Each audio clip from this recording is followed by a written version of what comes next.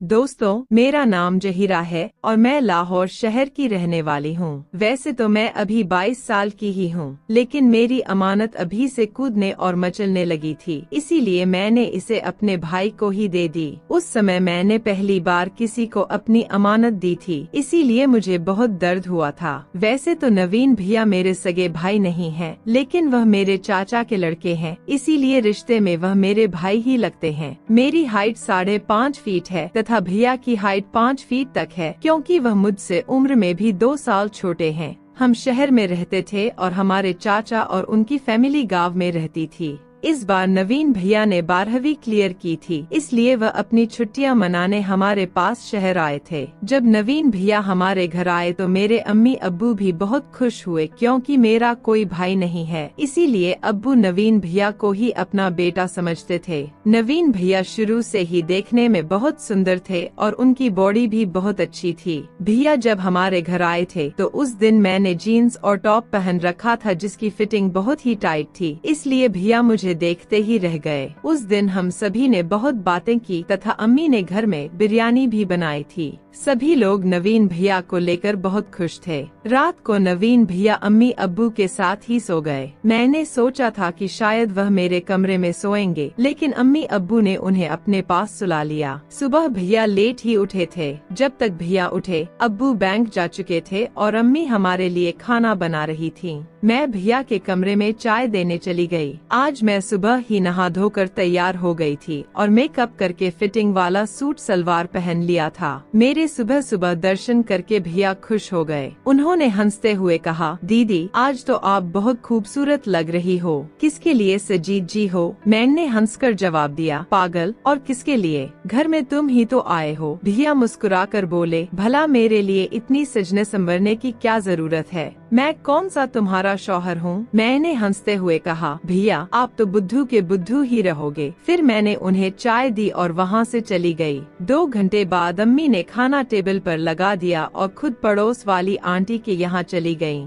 थोड़ी देर बाद भैया भी नहाकर खाना खाने आ गए। मैं डाइनिंग टेबल पर उनका इंतजार कर रही थी। मैंने जानबूझकर चुन्नी नहीं ली थी ताकि भैया को मेरा ध्यान आकर्षित कर सके। भैया ने सबसे पहले मुझे देखा और फिर मैंने उन्हें आंख मार दी। भैया हंसकर बोले, दीदी ऐसे मत मारो, लग जाएगी। इसके बाद हम दोनों हंसने लगे। भैया खाना खा रहे थे और मैं उन्हें देख रही थी। मैंने उनसे पूछा, भैया दूध पियोगे क्या? भैया ने चारों ओर देखा और बोले, पी लूंगा, लेकिन यहाँ कहाँ है? मैंने मुस्कुराते हुए कहा, मैं उस वाले दूध की बात नहीं कर रही हूँ। भैया ने मुझे थोड़ा डांटते हुए कहा, दीदी आप बहुत बिगड़ गई हैं। भला कोई अपने भाई से ऐसी बात करता है क्या? मैंने हंसते हुए कहा, भैया आपको तो पता है कि हमारी मौसी ने अपने चाचा के लड़के से शादी की थी और आपके मामा ने भी तो अपनी चाची से शादी की थी। और फिर मैं भैया से रिक्वेस्ट करने लगी कि प्लीज भैया मान जाओ ना, इतना भी क्या तरसा रहे हो? हम कौन सा किसी को मार रहे हैं जो हमें पाप लगेगा? हम तो बस थोड़ा सा एंजॉय करना चाहते हैं और मैं आपको भी बहुत मजे करवाऊंगी, बस आप एक बार हाँ तो करो। उस दिन मैंने भैया को बहुत मनाया, लेकिन भैया राजी नहीं हुए। खाना खाने के बाद हम सो गए और दोपहर के बाद अम्मी जान भी वापस आ गयी। शाम को हम तीनों, अम्मी जान और नवीन भैया, शहर में घूमने के लिए चले गए। हम शहर के सेंट्रल पार्क और खाना खाने के लिए होटल में भी गए थे। शाम को अब्बू जान भी बाहर से खाना खाकर आ गए और थके होने के कारण सभी टाइम से ही सो गए थे। आज मैंने अब्बू जान और अम्मी से जिद करके भैया को मेरे कमरे में सुला लिया था। रात को हमने लगभग 12 बजे तक बातें की। मैंने भैया से पूछ भी लिया था कि भैया अगर आपकी कोई सेटिंग है तो भी मुझे बता दो। तो भैया बोले, नहीं दीदी ऐसी बात नहीं है, आप समझने की कोशिश नहीं कर रही हैं। दरअसल मैं भी आपको उतना ही पसंद करता हूँ जितना आप मुझे करती हैं। लेकिन दीदी मुझे ताया जी अपने बेटे के समान समझते हैं। अगर मैंने आपके साथ दोस्ती कर ली तो ताया जी को अच्छा नहीं लगेगा। तभी मैं बोली, अरे भैया हम अब्बू जान को थोड़ी बताएंगे, हम तो बस थोड़ा सा एंजॉय करना चाहते हैं। तभी भैया बोले, नहीं दीदी, यह तो फिर उनके साथ धोखा होगा। फिर मैंने भैया को तिरछी नजरों से देखते हुए कहा, चलो कोई बात नहीं, अगर आपको मजे नहीं लूटने तो फिर रहने देते हैं। तभी भैया बोले, नहीं दीदी, आप तो बुरा मान गयी, मेरा भी दूध पीने का मन करता है। तो मैंने कहा,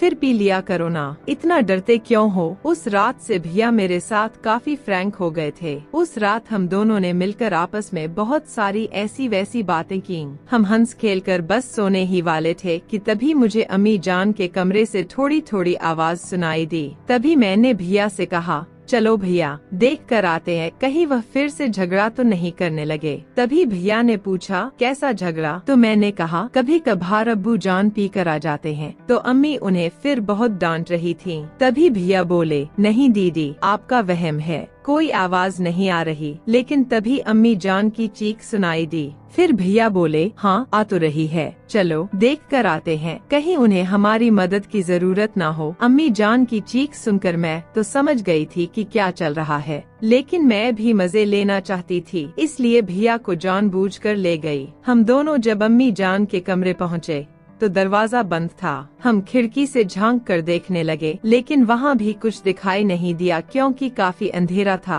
अम्मी जान की आवाज जरूर सुनाई दे रही थी, धीरे धीरे करिए ना। और तभी अम्मी जान फिर से चीख पड़ी। उनकी आवाजें सुनकर हम समझ गए कि क्या हो रहा है। तभी अब्बू जान ने एकदम से लाइट ऑन कर दी। अंदर का दृश्य देखकर तो हमारी सांसें ही रुक गईं। भैया तो वहीं से जाने लगे, लेकिन मैंने उन्हें हाथ पकड़कर रोक लिया। अम्मी जान अब्बू से कह रही थी, अभी तो 5 ही मिनट हुए हैं और आप अभी से थक गए। इसके बाद हम दोनों मुस्कुराते हुए अपने कमरे में चले गए। अंदर जाते ही नवीन भैया बोले, आप तो बड़ी ही चालू चीज हो दीदी। मैंने कहा, इसमें चालू वाली कौन सी बात है, यह सब हुआ तभी तो हम हुए। बस फर्क इतना है कि मैं इन सभी चीजों को एंजॉय करती हूँ और यह कोई गलत काम तो नहीं है। तभी भैया शर्माते हुए बोले, दीदी मुझे भी भूख लग रही है, थोड़ा दूध पीने को मिल जाएगा। तभी मैंने भैया की टांग खींचते हुए कहा, अच्छा तो अब तुम्हें दूध भी पीना है। अरे पागल, मैं रिश्ते में तुम्हारी दीदी लगती हूँ और तुम अपनी दीदी से इस तरह की बातें कर रहे हो। मेरा इतना मजाक करते ही नवीन भैया तो पानी पानी हो गए, लेकिन फिर मैं जोर जोर से हंसने लगी। नवीन भैया बोले, बस भी करो दीदी, आप तो हमेशा मुझे डराती रहती हो। मैं बोली, अच्छा यह लो, पी लो दूध या कोई शुभ मुहूर्त निकलवाना पड़ेगा। एक दिन भैया बहुत उदास और शर्मिंदा थे, इसलिए वह दूध नहीं पी रहे थे। मुझे लगा कि अब मुझे ही कुछ करना पड़ेगा। मैंने अपने हाथों से भैया को दूध पिलाना शुरू किया। तभी मुझे समझ आया कि भैया कितने भूखे थे। वह आधे घंटे तक लगातार दूध पीते रहे। भैया को दूध पीते देख मेरी खुशी का तो कोई ठिकाना ही नहीं था। सच बताऊं, मेरी तो मोटर का पानी ही निकल गया था। आधे घंटे बाद भैया बोले, बस दीदी अब मुझसे और नहीं पिया जाएगा। वास्तव में आज दूध पीकर बहुत मजा आ गया। मैंने पहली बार ऐसा मीठा दूध पिया है। तब मैंने कहा, इसलिए तो मैं कह रही थी भैया, अगर आप अपनी दीदी का फायदा उठाना चाहते हो तो उठा लिया करो, वरना ऐसी दीदी हर किसी को नहीं मिलती। फिर मैंने भैया से कहा, अच्छा अब मुझे घोड़े की सवारी कराओ। भैया बोले, दीदी सवारी तो मैं आपको करवा दूंगा, लेकिन मुझे डर लग रहा है कि कहीं 9 महीने बाद आपकी सूनी गोद ना भर जाए। भैया की ऐसी बात सुनकर मैं एकदम उदास हो गई। मैंने कहा, भैया आप तो बहुत डरपोक हो, कुछ नहीं होगा, जो होगा बाद में देख लेंगे। आज मेरा घुड़सवारी करने का बहुत मन था। मैंने अपने भैया को बहुत मनाया, लेकिन वो नहीं माने। उन्होंने कहा, नहीं दीदी, कहीं कुछ गलत हो गया तो संभाल नहीं पाएंगे। काफी देर सोचने के बाद मैंने भैया से कहा,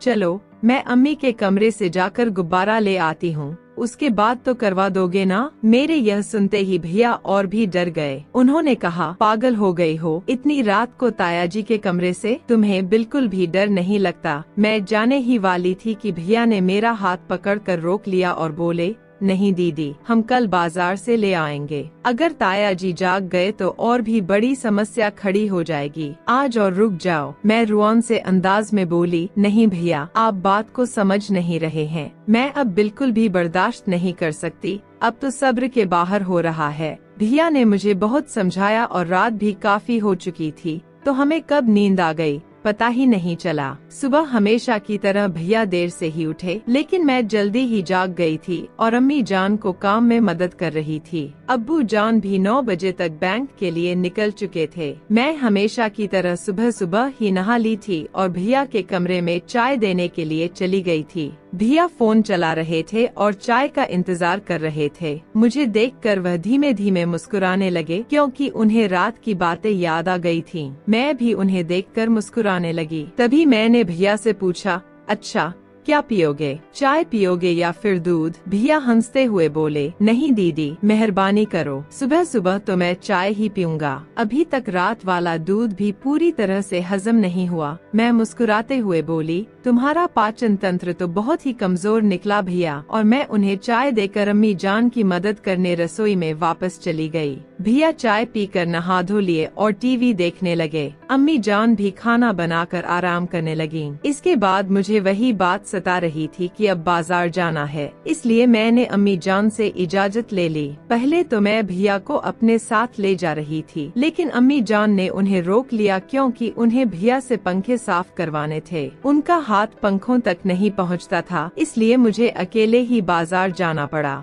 बाजार पहुंचते ही मैंने सबसे पहले फल और सब्जियां खरीदी। अम्मी जान ने दर्जी को अपना सूट सिलवाने को दिया था, तो वो भी ले लिया। इसके बाद मैं सीधे ही मेडिकल स्टोर चली गई। मेडिकल स्टोर में जाने से पहले मैंने दुपट्टे से अपने मुंह को ढक लिया, ताकि कोई परेशानी ना हो। मेडिकल स्टोर में जाते ही मैंने उनसे चॉकलेट वाला गुब्बारा मांगा, क्योंकि मुझे चॉकलेट की खुशबू बहुत पसंद है। मेडिकल वाले भैया ने पहले तो मेरी तरफ देखा, लेकिन फिर बिना कुछ बोले मुझे गुब्बारा दे दिया। इसके बाद मैंने सोचा कि भैया के लिए गोलियां भी ले लेती हूँ, क्योंकि उन्हें देखकर लग रहा था कि शायद उन्हें इसकी जरूरत पड़ सकती है। लेकिन पता नहीं क्यों उन्होंने मुझे गोली देने से मना कर दिया। फिर मैंने उनसे ज्यादा बात नहीं की और गुब्बारा लेकर बाहर आ गई। फिर मैंने सोचा शायद उनके पास नहीं होगी, तो मैं दूसरे मेडिकल स्टोर पर चली गई, लेकिन उन्होंने भी मुझे टैबलेट नहीं दी। अब मुझे साफ हो गया कि मुझे ऐसे तो टैबलेट नहीं मिलने वाली।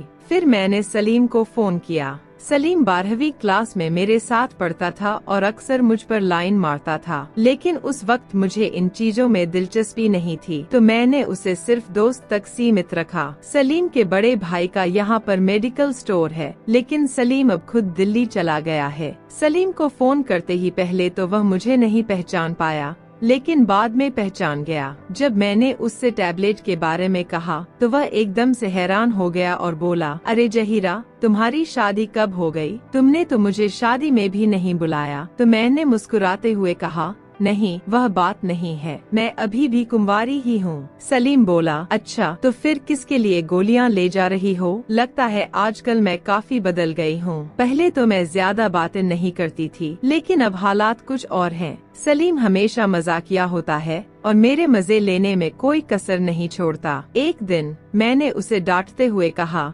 चलो अब छोड़ो और जल्दी से मुझे टैबलेट दिलवाओ। सलीम ने जवाब दिया, तुम हमारे स्टोर पर चली जाओ, मैं भैया को फोन कर दूंगा, तुम बस उन्हें अपना नाम बता देना। जैसे ही मैं सलीम के स्टोर पर पहुंची, वहां उनके भैया तो नहीं थे, लेकिन एक और लड़का खड़ा था। उसने मुझे देखते ही पूछा, क्या आपका नाम जहीरा है? मैंने सिर हिलाकर हाँ कहा। उसने बिना कुछ कहे मुझे टैबलेट दे दी और पैसे भी नहीं लिए। काम पूरा होते ही मैं जल्दी से घर आ गई। घर आते आते मुझे 2 बज गए थे। जब मैं घर पहुंची तो देखा कि भैया अपना सामान पैक कर रहे थे और घर वापस जाने की तैयारी कर रहे थे। अब्बू जान भी बैंक से आज जल्दी आ गए थे और अम्मी भी वहीं थीं। यह सब देखकर मैं हैरान हो गई। मैंने जाते ही अम्मी से पूछा, यह सब क्या हो रहा है? भैया कहीं जा रहे थे। अम्मी ने बताया कि चाचू का फोन आया था। उन्होंने बताया कि कल रात चाची जान सीढ़ियों से गिर गई और उनका पैर फ्रैक्चर हो गया है, इसलिए अब घर संभालने वाला कोई नहीं है और खेत में भी काम ज्यादा हो गया है। इसी वजह से नवीन को घर जाना होगा।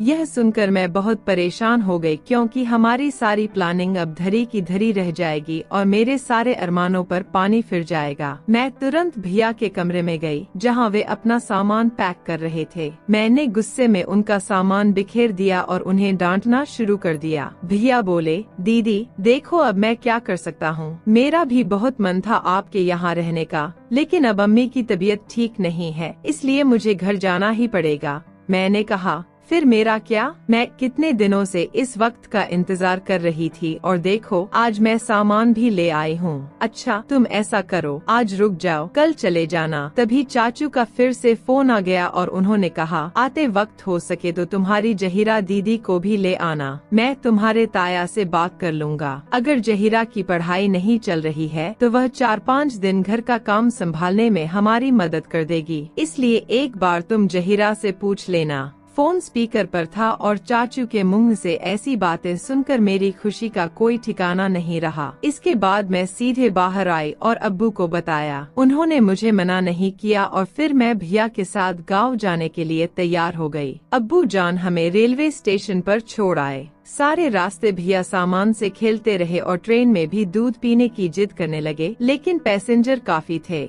हम गांव पहुँचे तो अंधेरा काफी हो चुका था। चाचू और चाची दोनों ही दरवाजे पर बैठे हमारा इंतजार कर रहे थे। हमें देखकर वे बहुत खुश हुए। चाचा जान ने पहले से ही खाना बना रखा था, तो हमने जाते ही सबसे पहले खाना खाया। फिर नहाकर आपस में बातें की और थकान की वजह से जल्दी ही सो गए। चाचा जान और भैया बाहर सोए थे और मैं चाची के पास ही सो गई थी। सुबह होते ही मैंने सभी के लिए चाय बना दी और चाची जान के पैरों की मालिश भी कर दी। भैया आज भी हमेशा की तरह देर से ही उठे थे। तब तक चाचू जान खेत में जा चुके थे। इसके बाद मैं रसोई में खाना बनाने लगी। मैं सब्जियां काट रही थी, तभी भैया भी चाय नाश्ता करके रसोई में मेरी मदद करने आ गए। गर्मी के कारण मेरा पूरा शरीर पसीने से भीग चुका था। मुझे पसीने में भीगा देखकर भैया बोले, कैसी हो दीदी? लगता है आपकी गर्मी आज निकल रही है। तभी मैंने भी नखरे दिखाते हुए कहा, आपसे तो कुछ होता नहीं। भैया बोले, दीदी आज बस आप तैयार हो जाओ, शाम को हम खेत चलेंगे और फिर देखना मैं क्या क्या करता हूँ। आपको रुला ना दूं तो मेरा नाम बदल देना। मैं हंसकर बोली, अब बस भी करो भैया, रहने दो, इतनी भी मत फेंको। लेकिन अंदर ही अंदर मैं खुश हो रही थी और अब शाम होने का इंतजार करने लगी थी। मैंने जल्दी से खाना बना लिया और चाची जान को खिला दिया।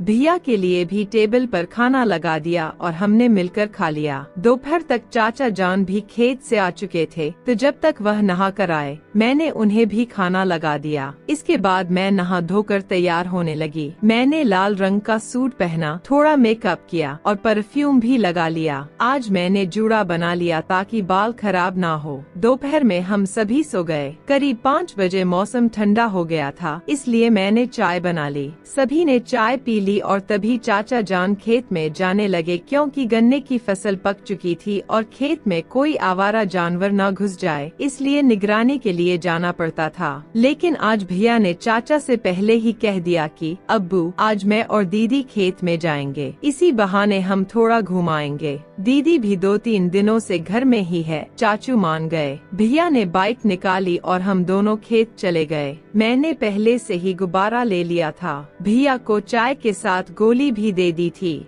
खेत जाते ही भैया मुझे अपने गन्नों के खेतों के बीच ले गए ताकि कोई हमें देख न सके। वहाँ उन्होंने कुछ गन्नों को काटकर जगह साफ कर ली और एक चारपाई ले आए। शाम का मौसम था और ठंडी हवाएं चल रही थीं। आज पहली बार मुझे घबराहट महसूस हो रही थी। तभी भैया बोले, दीदी जल्दी से झुको, पता नहीं आज मुझे क्या हो गया है। ऐसा लग रहा है जैसे अगर आज मुझे दवाई नहीं मिली तो मैं मर जाऊंगा। इसके बाद भैया ने खेत में ही मुझे गन्ने का रस पिलाया। वैसे मैं नहीं पीना चाहती थी, लेकिन भैया ने जबरदस्ती पिला दिया। आधे घंटे तक मैंने गन्ने का स्वाद लिया। मेरी आंखों से पानी बहने लगा, लेकिन फिर भी मैं मुस्कुरा रही थी। मेरी बस हो चुकी थी तो मैंने भैया से कह दिया, बस भैया आज के लिए इतना ही, अब मेरा पेट भर गया है। भैया रुक गए और हमने आधे घंटे तक वहीं आराम किया। समय बहुत हो चुका था और अंधेरा भी होने लगा था, तो भैया बोले, चलो दीदी अब हमें घर चलना चाहिए, कहीं अब्बू जान परेशान न हो। लेकिन सच कहूँ तो मैं खड़ी भी नहीं हो पा रही थी। इसके बाद भैया ने ही मुझे उठाया और बाइक पर बिठाकर घर ले गए।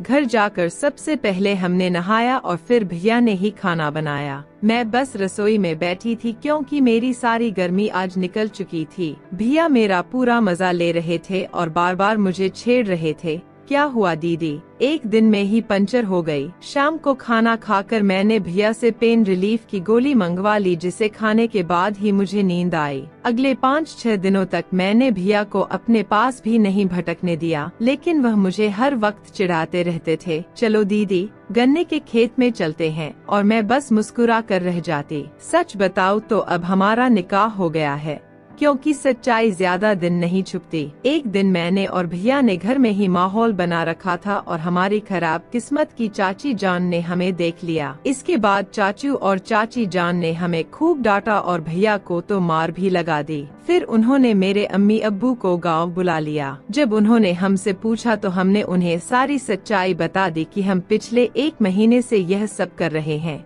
हमने भी उनसे बहुत माफी मांगी और कहा कि हमसे गलती हो गई है, प्लीज हमें माफ कर दो। लेकिन अम्मी अब्बू और चाची चाचू ने आपस में फैसला किया कि हमारा निकाह करवा दिया जाए, क्योंकि अब इसके अलावा और कोई चारा नहीं था। हमारे निकाह में ज्यादा बड़ी प्रॉब्लम नहीं हुई और खुशी खुशी चाची जान ने मुझे स्वीकार भी कर लिया। दोस्तों, यह कहानी आपको कैसी लगी कृपया कमेंट में बताएं। यदि आपने अभी तक हमारे चैनल को सब्सक्राइब नहीं किया है तो कृपया चैनल को सब्सक्राइब करें और बेल आइकन